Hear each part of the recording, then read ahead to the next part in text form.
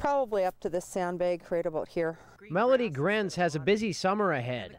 As she looks over a yard of mostly stumps, a pile of free firewood sits along her curb. Wood to be found, you can have it. It's sitting by the road, take it. Grenz lost plenty of cottonwoods and evergreens, a casualty from major flooding and high winds last summer. Her sandbags, however, aren't going anywhere. They did it right the first time. It's not degrading. We live on a sandbar, and we will have huge holes to fill, once stumps are removed. So that'll save us some money. After months of moving back and forth and cleaning, Grenz and her husband are finally back in their home. That's more than many of her neighbors can say.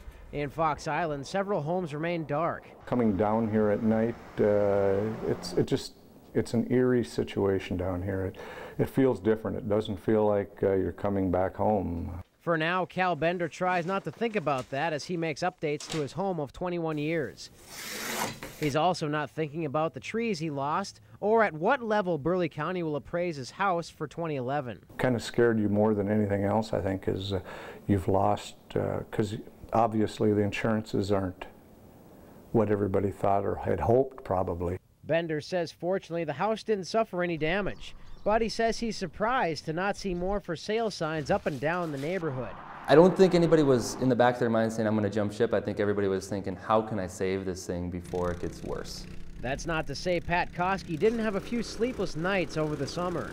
I had about 6 sales that didn't go through because of the water.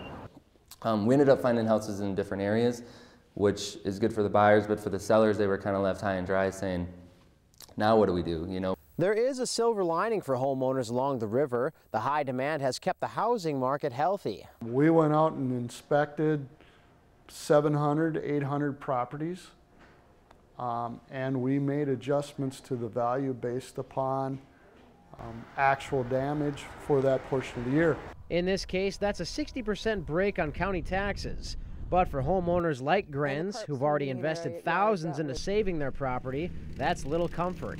It would be like taking a pebble and dropping it in Lake Superior and seeing the ripple effect. It was above my ankles, so